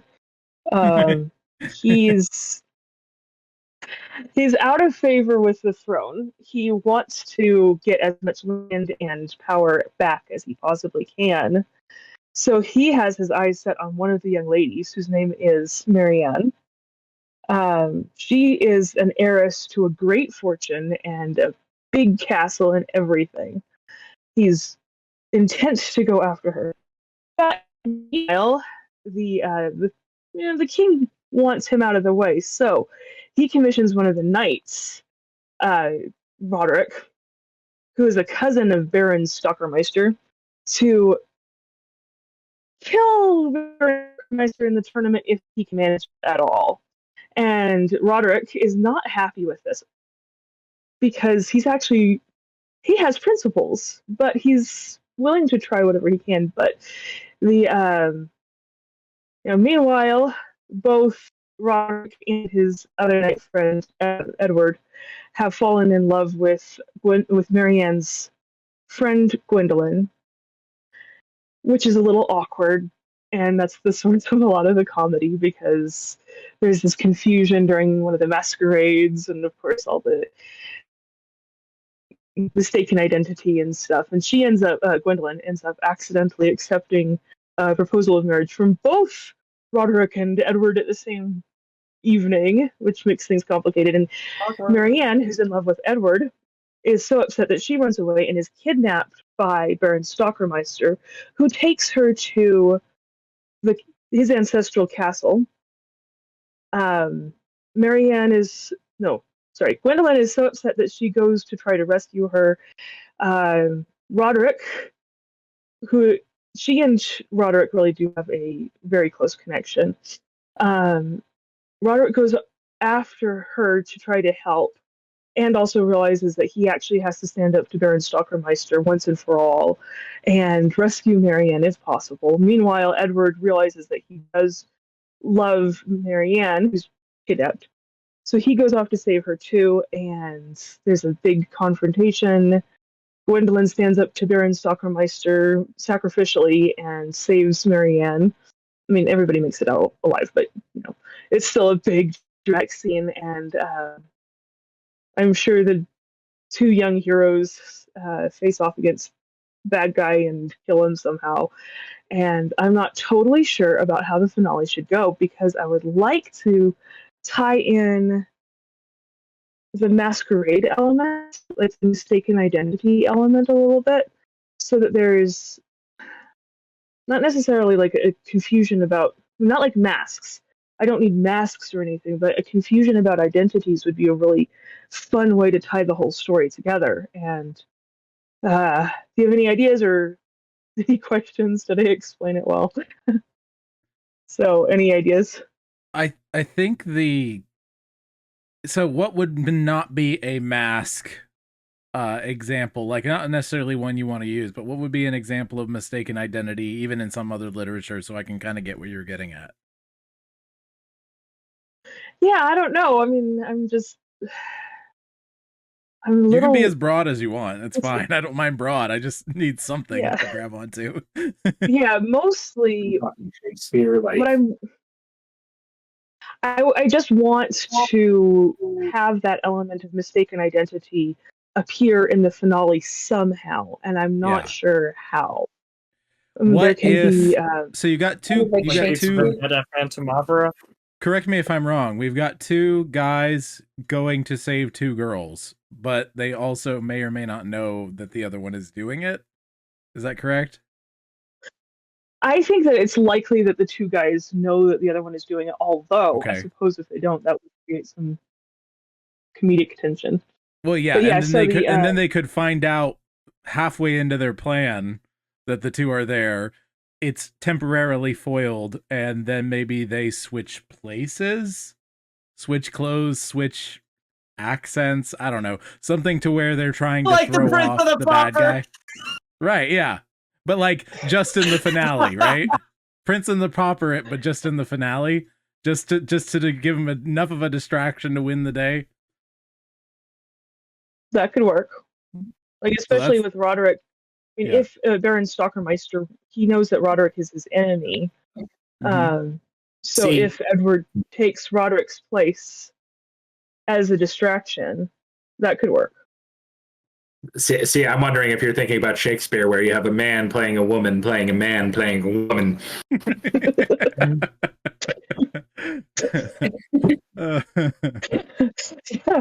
Yeah, I mean, I would love to go with a really good Shakespeare vibe for this, but I wasn't going to go that direction.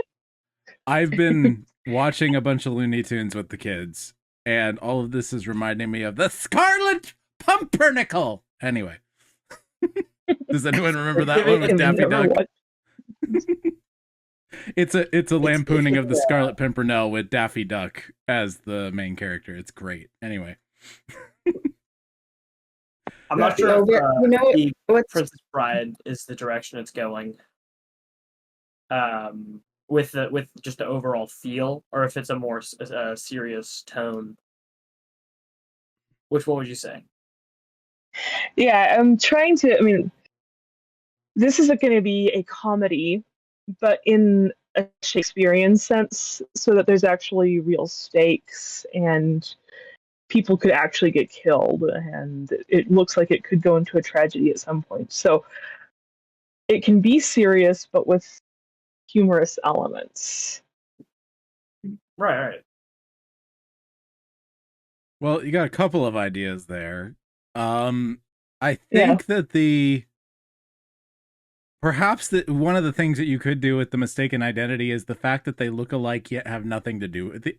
Like they really do have nothing to do with each other. Like that's Prince and the Pauper in one way, but you could actually like take that to your advantage where people are very subtly like, you know, they're just peeking in their periphery and they're clearly another person. Like there's lots of things to distinguish them, but just like they come up alongside someone and someone immediately mistakes them for someone else, and they're like, I don't even know that other guy. You know what I mean? Like, who are you talking about? You know, toward the beginning of the book, and just slowly introduce that over time to the point where they both have to kind of accept that they have similarities that they can use to their advantage, right?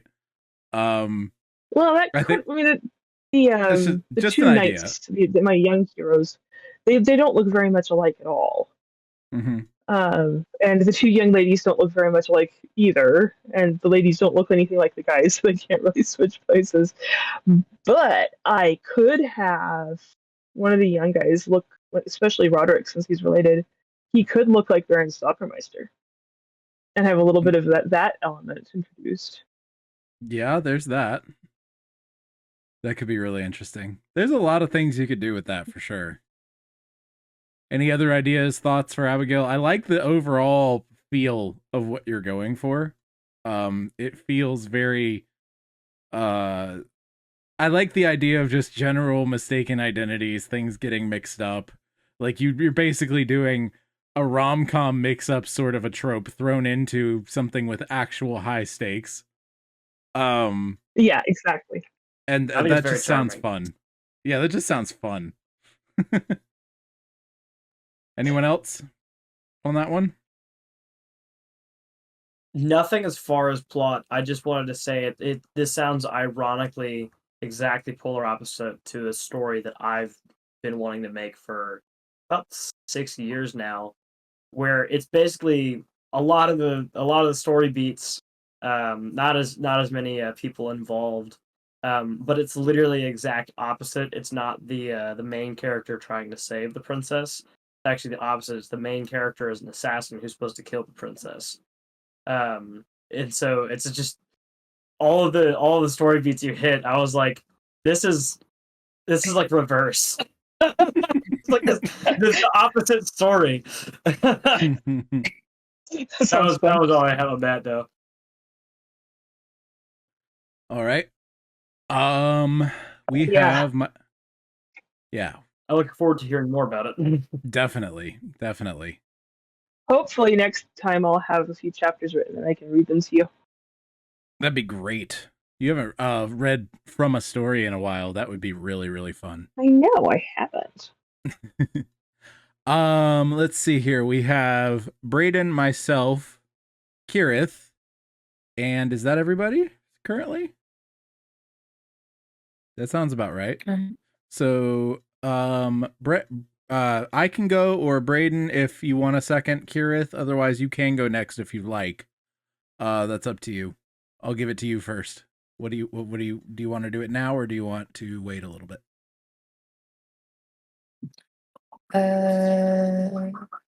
I'll wait a little bit. Okay. Braden, do you want to read a poem, or do you want me to read the next part of my World of Wrestling story? Why don't you read first? I'll Okay. open up my stuff and get it ready. Okay, sounds good. So last time, if I'm remembering correctly, we actually had the first match, the handicap match, and you guys enjoyed that.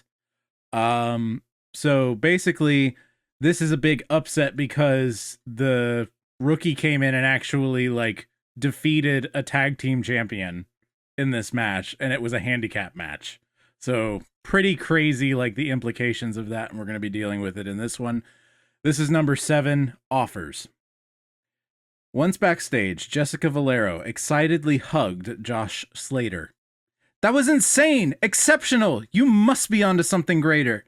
She winced and touched her tender ribs, gauging her internal pain. Thanks, I guess. I just did my job.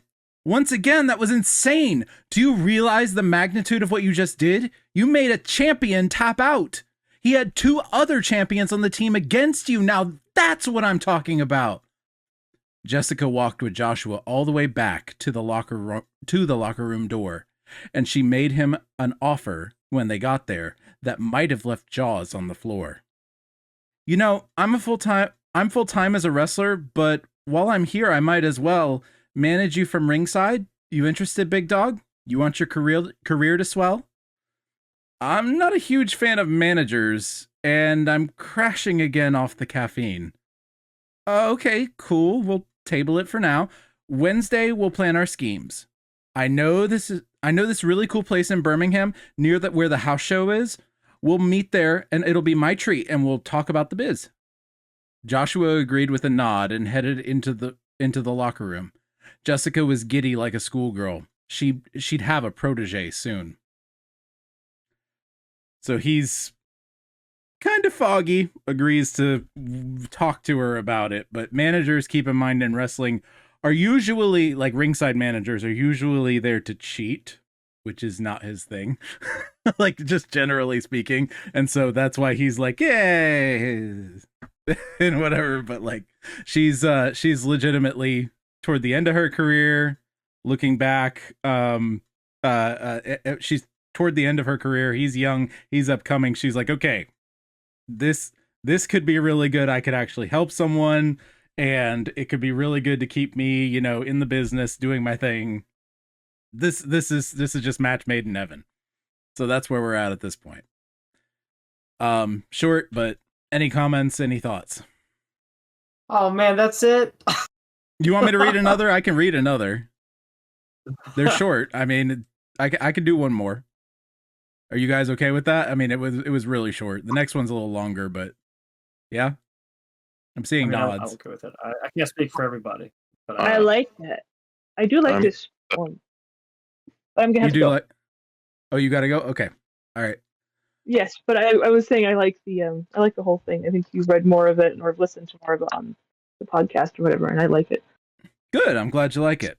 Love to hear more from you on that in the future. But yeah, if you gotta go, rock and roll. We'll see you. All right. Bye. All right. bye. Okay. Well, I'll go ahead and read another. We have time. This is not too long. This one's called Just Business. After an inordinate amount of prepping, Jessica Valero left her hotel. Her mind continually vetted the big dog, though not just for the sell.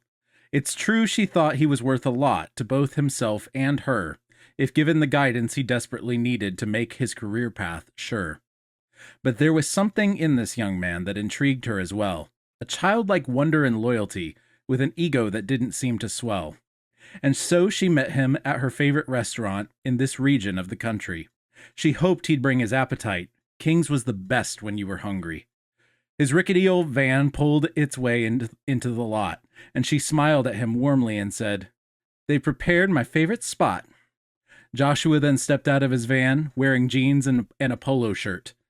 "I kind of feel underdressed," he said, looking at her black miniskirt. "Oh no, I'm the potential manager, and you are the client. It's my place to impress you. You wear whatever you want." Joshua shifted nervously, and they went inside King's. And after they sat down and ordered their individual meals, Jessica began the conversation. This place never has deals. You can order pretty much anything, and they'll make it no questions asked. Their kitchen and food storage is massive. Joshua Slater laughed. "What's so funny, Josh? I just never thought my second night in the WWL would be in this spot. A 4-time women's champion treating me to lunch. trying to impress a rookie? Well, it's just a hunch, but I've done my research on you now, and I really am impressed. You have the makings of a future champion and a chance to be one of the best. I don't like people at ringside. That's perfectly fine. I can work behind the scenes if you're so inclined. I would make sure you get good matches and you have whatever you need in order to become a champion. Then we both succeed. Their appetizer bread arrived, and a minute later Joshua replied, "Not that I really care about money, but you just take a cut? We can negotiate that how you want. I'm not worried about that either. And there's no pressure to decide now. Decide at your own leisure."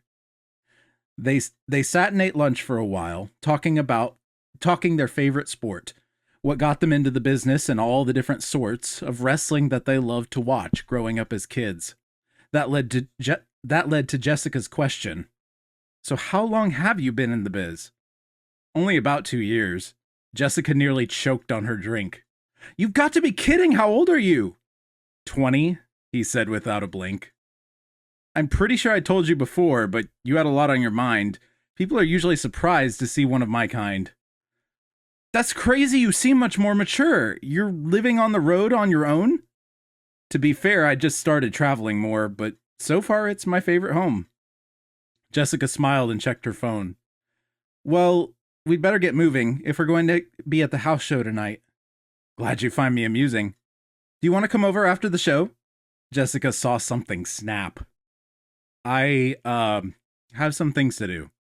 Jessica felt like she'd been slapped. "Oh, well, if that's the case, maybe some other time?" "I don't know," he said nervously. "I need to go unwind." Jessica went to put her hand on his, and he couldn't move quick enough to stop her. He pulled away and left the restaurant. "What about my offer?" So that's where we're at. I keep like, that's like this would do so well as like a movie or a TV series, all in rhyme, and just like the modernized Shakespeare where they have guns instead of swords, except Right. wrestling. Yeah. Wrestling is already super flamboyant with it, so you just lean into it. Yeah, it's the perfect environment. I'm glad you're enjoying it. I'm imagining like the whole what would the restaurant look like, in this big city, and he's just got jeans and a polo shirt. Yeah. Mm-hmm. Yeah, it's just so he shows up in his van. Rich with detail. Yeah. Oh my goodness. Oh, that's amazing. I'm glad you enjoy it. It's a pretty simple story, but like it's fun, like, so I don't know. I've always loved it. Any other thoughts on this before we move on to either Kirith or Braden?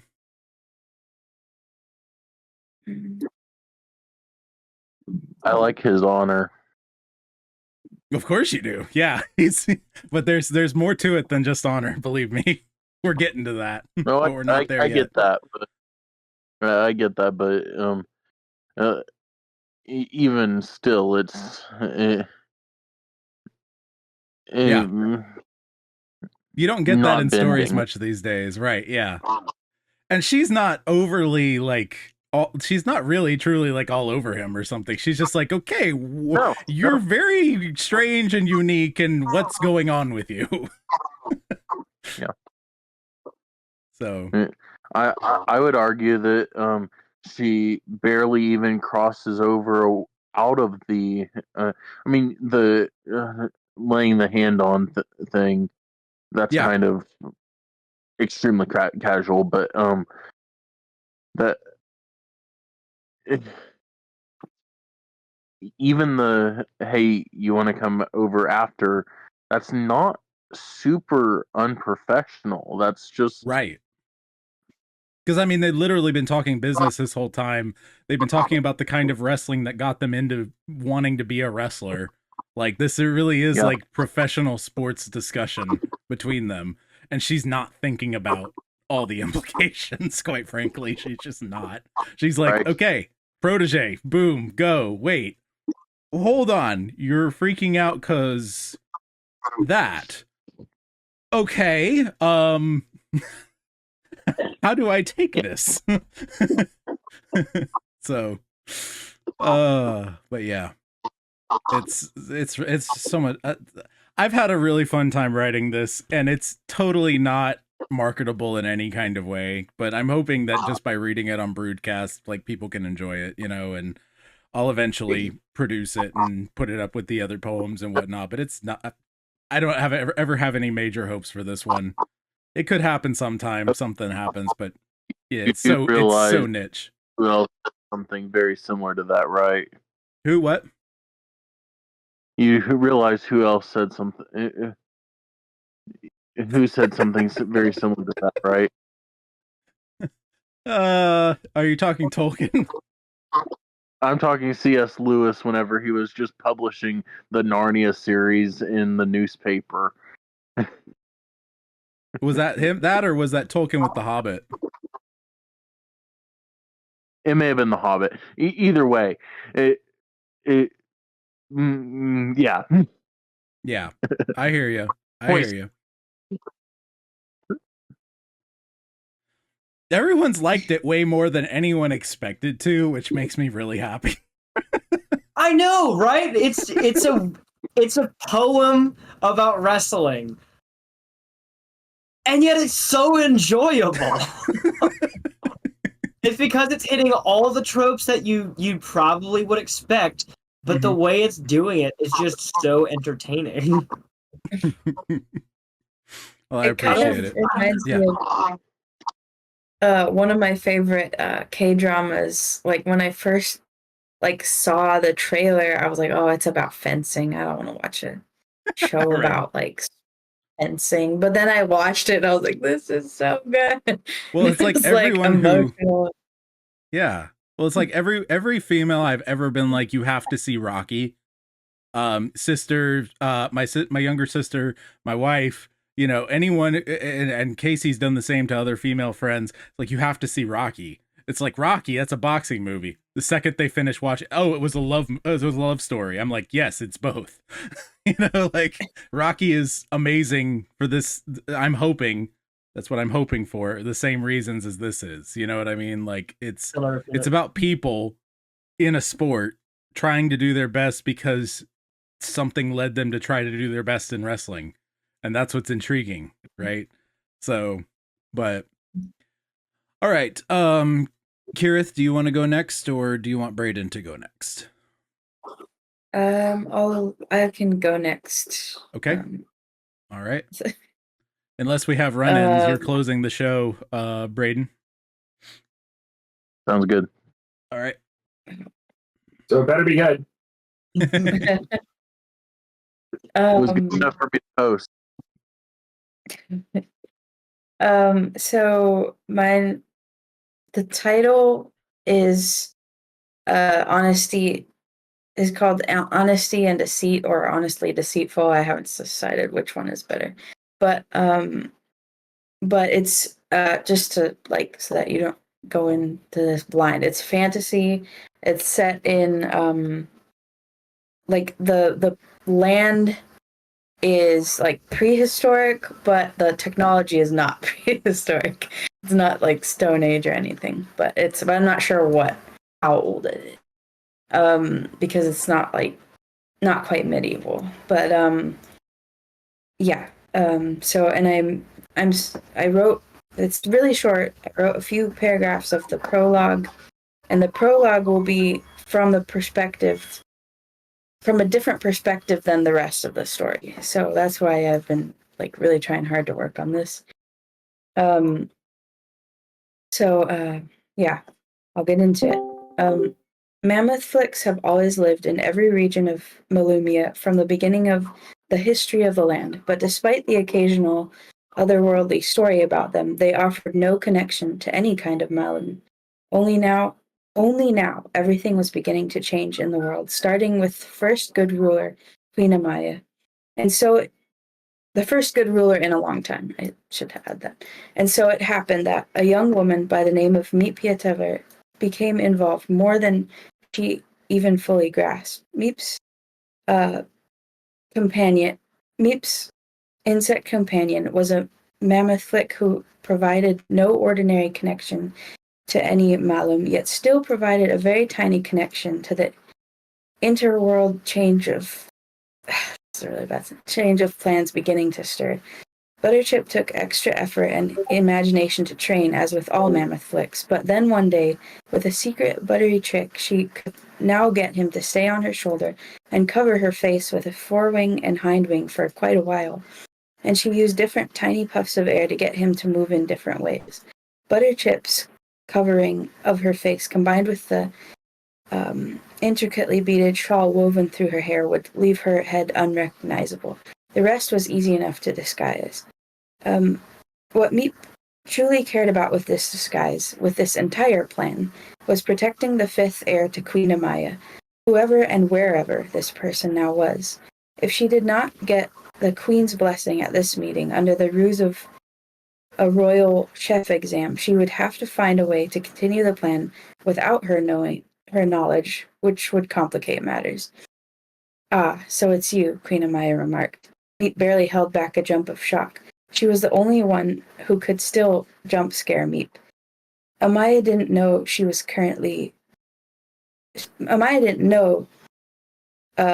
was currently Meep and not a student cook. Everything looks satisfactory, Master Chef, she called to the master outside the room, signaling the start of the exam. I caught sight of you in all 7 regions, Amaya continued softly so no one else would overhear. Yes, Your Majesty, Meep spoke with a I can't do the voice, but Meep spoke with a soft but scratchy voice, using an Eastern Naluyan accent. Even her parents wouldn't immediately recognize her voice. Then you are the one, Amaya guessed. And you're not a child this time. I've sensed a change among the Malum. She spoke as she set her cane down and carefully sat on the cushion, and Meep realized that the queen was still injured from the recent attack. With the grace of a dancer, something Meep worked extra hard on for this disguise, Meep presented the tray of food, glad that Amaya didn't comment on... Well, anyways. No, Your Majesty. Now Amaya looked curious, but still wary. I am not your heir. And that was as far as I got. So Meep is the one who is supposed to, she has this plan to disguise herself as, so that people don't recognize who she is, like, so that anyone who might know her doesn't recognize her. But she disguises herself as the heir to the throne, which is something that is chosen by these mysterious creatures. And yeah, and so the beginning is this, like, her trying to first show the queen that she wouldn't be as recognizable, to first show the queen, like, that Meep can even, like, trick the queen into thinking that she's someone else, or that she has the, like, because in order to become the next ruler, like, not only are they chosen by these special creatures, but they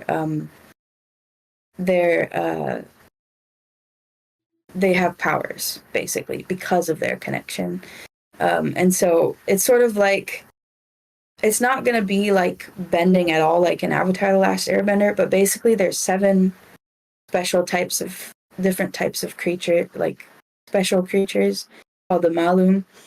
And they give, like, if you're in certain regions, like, and this is a very rare gift, but if you have the gift, then you can do 2 powers related to the creature in that area. But the queen, or whoever is chosen each time, each new generation, they have all 7 of these powers. And there's also a connection to fighting monsters. So it's like, it's this world, there's 2 worlds, and they're kind of like, one is not in the physical world, but kind of like, in a lot of fantasy games, it would be the, like, ethereal plane, like, they kind of clash, but they don't. overlap. Like, so the Malum, like, are trying to, like, the whole reason they do this thing where they choose a human and everything is because like there are creatures that try to, like, basically I don't know how to explain it yet very well, but Do you want me to? yeah. I've talked to Brendan about it. Okay. Avatar: The Last Airbender. You have the 4 nations, right? This time we have 7. Each nation has a spirit. The spirit gives powers if you have the special gift. The Avatar, aka the King, can do all 4. Reason Malum pick people and give them powers is because there are evil powers that are trying to influence the world, but the Malum can't actually interact with the world, so they have to use humans. Done. They have to use special humans, and they like. And now wait. Meep is protecting the actual heir to the throne by pretending to be the heir to the throne because 4 others have been killed. Because 4 others have been killed. So someone's been killing the heirs to the throne, and the Malum have gone, screw this, we're not going to pick babies anymore because they can't defend themselves. We're picking this guy over here. This guy over here is the actual main character and is the cousin of Meep. Done. Babies, they're useless anyway. I realize that it's kind of sad because, like, you know, in the Bible, you have all these times where, like, a baby is, like, even a baby is chosen and then protected, and it's like, but I just, yeah. No, I really love the little bit of prose you have already. It feels very fairy tale to me, but in a way that's sort of, it reminds me of the Green Ember, S.D. Smith. I don't know if you're familiar with that series, but it's sort of Redwallish, but like more Andrew Peterson-y, if that makes sense. And so Andrew Peterson-y Redwall. Yeah, it's green, pretty good. What was it? The Green Ring? The Green Ember is the first book. I forget what the actual series is. But that's the first book. I can't remember. It's by S.D. Smith. S.D. Smith. I've read the first one. I haven't continued it yet, but I plan on finishing it. It's enjoyable. It's definitely below my age range. It's definitely like middle grade to lower middle grade, kid stuff, but it's very detailed. It doesn't talk down to kids, but it's rabbits in a animal world doing animal stuff. But also there's like bad awesome rabbits that have a dark past and all that kind of stuff. And so like it's pretty legit. But yeah, it reminded me of that a little bit, where we have a very detailed world, but you're talking about it as if it's your prose sounds more like something Hans Christian Andersen would write if he was writing Lord of the Rings. Right? You know what I mean? Like, and I really like that feel. I like that the vibe is there, and I'm really liking it. All the world building stuff, Brendan's helping you with, obviously. And so that's great. I really love the feel you're bringing to this. Lean into that. Like, have fun with that, because that is working. Okay. Yeah, I've had a hard time because Tovi is the cousin. So the cousin of this character, Meep, is my main character, and I've had such a hard time getting his like voice down. But I really want him to be the one narrating the rest, because I thought it would be really cool if there's a little bit of Dungeons and Dragons style where there's sort of this like band of heroes. So he kind of travels with other people, and he has to go to the different places and learn how. He's someone who's been keeping the fact that he's gifted a secret, because in this world, in this country, if you have the gift and you're poor, then rich people will like dive in and try to adopt you, and like basically, which he didn't want. He wanted to just be part of his family and like everything. And so like then he goes on this journey, but then it kind of like, because he's keeping everything a secret, like it's like, okay, well then how am I going to learn how to be a king, like if that's what I'm supposed to be? And then Brendan helped me come up with the idea that there's certain ways that someone can like look at an object or pick up an object and see their story from their perspective. So then we can get the queen, because I thought of having 2 parallel storylines where the queen and how she like got with like how she became queen, because she has this whole backstory that I've actually thought about a lot, where she was actually, at first, the king before her was really, like fatherly towards her and everything, but it's because him and the other rulers were evil, and like he was expecting her to go along with that, and like, in every region where it's the ruler, it's like their turn, and sort of they're like, okay, now they get to be the ones in control and everything. And because she like stops that, then that makes the king before her mad, it makes her people mad, and so then or like, not everyone, but most of her people, like the rulers of her people, mad.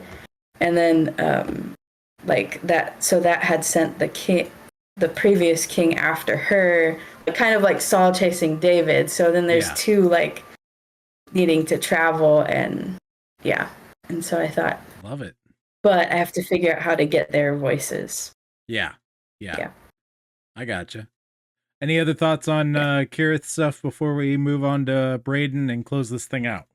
Unless, Ryder, you do end up having something. It's good to have you here, by the way. A shout out to Ryder the Omniscient. Anyway. Welcome. The mighty Ryder. Anything for Kirith? Anybody? All right. We'll go ahead. Braden, when you're ready, you can rock and roll. If you're not ready yet, I can stall people. If that's what you're looking for, just let me know. While he's prepping, I had one thing, the visual that I had. Have you ever watched One Night with a King? That for some reason that movie was sort of coming to mind. The plot's not really the same, obviously, but for some reason that was the visual I was getting, especially with how you described, like, it's not exactly like full on prehistoric, but it's not exactly this time period, and so my brain just kind of landed there. Okay. All right, Braden, are you there? If he is not answering, we'll do a going, gone. And I'll do the sign off for the actual show, and we can hang whatever. Going! We can stall. You gonna stall, Jesse? You gonna filibuster? Going. Alright. Well, if he comes in, whatever the case may be, that's fine. But for now, be your family's bard. Do not turn to the right or to the left, and the Lord will be with you wherever you go. We'll see you next time in the pub on the Broodcast. All right. Why is it Mario? We're lying, reaching, wanting, yeah. Our imaginations run wild and free in Middle Earth or Narnia. There's magic in what we believe.